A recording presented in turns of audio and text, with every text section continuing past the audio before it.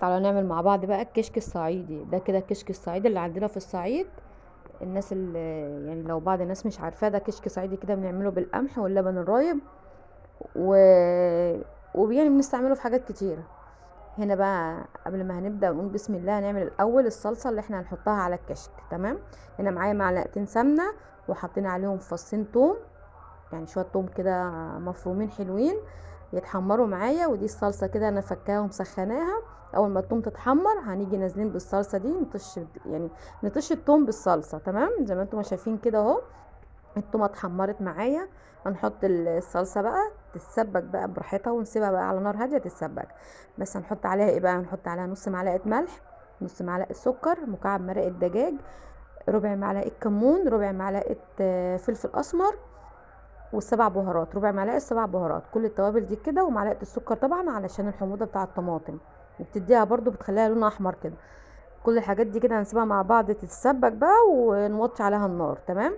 هنخش بقى على الكشك. انا طبعا هبلاه او هبله قدامكم تاني دلوقتي اهو. بعد ما نخلص الصلصه، ما ننساش بقى نعمل اشتراك ولايك وشير للفيديو، وندوس على زر الجرس، ونفعل كلمه الكل عشان يوصلك اي جديد. هنا ده الكشك اهو زي ما انتم ما شايفينه. اعملي الكميه اللي انت عايزاها بقى. انا هنا ببله الاول قبل ما هستعمله بحوالي ربع ساعه. نبله شويه كده حلوين يتفك كله من بعضه، وبعد كده اعصريه او صفيه. وكوني محضره الشوربه. انا هنا هعمله على شوربه لحمه راس، اللي انا الفيديو اللي انا نزلته. طبعا هاخد منها الشوربه وهاجي حاطه بقى فيها الكشك. تمام كده. هنجهز بقى ايه؟ هنا معلقتين دقيق معانا، عليهم نص كوبايه ميه، علشان ده اللي هنعقد بيه الكشك. يعني ده الربط اللي هيربط الكشك معانا ما يبقاش خفيف. تمام. معلقتين دقيق، وفكيهم بشويه ميه كده، نص كوبايه ميه، وهنحطهم على الكشك دلوقتي زي ما انتم شايفين.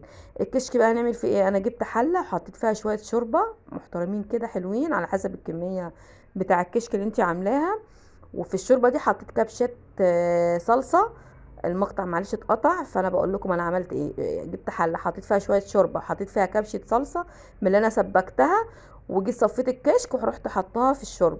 حاطه الكشك في الشرب، يفضل بقى يستوي معاكي كده زي ما انت ما شايفه لونه اهو. استوى معايا. اول ما يستوي طبعا الدقيق اللي انا عملته ده هربطه بيه، يعني بحطه كده وقلبي بقى زي ربط بالنشا، بس احنا هنا ده هنربط بالدقيق. كده معايا الكشك جاهز. بسم الله ما شاء الله، كان طعمه حلو خالص ساعتها.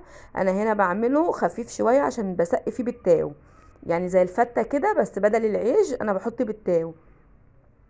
في ناس بتاكله كده بالعيش عادي، لكن احنا بنحب نكسر بالتاو وبنحط عليه الكشك زي ما هتشوفوا دلوقتي كده معايا. ما ننساش بقى نصلي على سيدنا محمد عليه افضل الصلاه والسلام. وما ننساش الاشتراك وتعليق حلو كده عشان الفيديو يوصل لاكبر عدد، عشان الكل يستفاد. هنا اهو زي ما انتم شايفين كده الكشك معايا بيغلي. هكسر بقى البتاو في طبق كده. اعملي الكميه اللي انت يعني اللي هياكلها او اي حد هياكل اعملي على قده. هنا كده انا عملت الكميه على قد ما احنا ما هناكل. في الطبق ده كسرت شويه البتاو كده، وبعد ما هنكسره هنيجي حاطين عليه شويه كشك. حطي بقى الكشك وقلبي كده في البتاو، وعايز تاني حطي فهماني؟ يعني عايز تاني كشك في البتاو لقيتيه ناشف، حطي كده تاني. انا هنا عملت الكشك كده حطيته على البتاو، وعملت لحمه الراس حطيتها في طاجن وعليها الصلصه اللي انا عملتها وحطيتها في الفرن. وانا اقدم بقى الاتنين مع بعض. وهنا كده، هنا كده على وش البتاو بالكشك هنيجي نرش شويه صلصه تاني زي ما انتم هتشوفوا كده. الطريقه دي حلوه قوي، احنا بنعملها عندنا في الصعيد. يعني كويسه، احنا بنحب كده. انا عن نفسي بحب الاكله دي زي ما انتم شايفين كده اهو. هنرش بقى على وشها صلصه، وبألف هنا وشفا.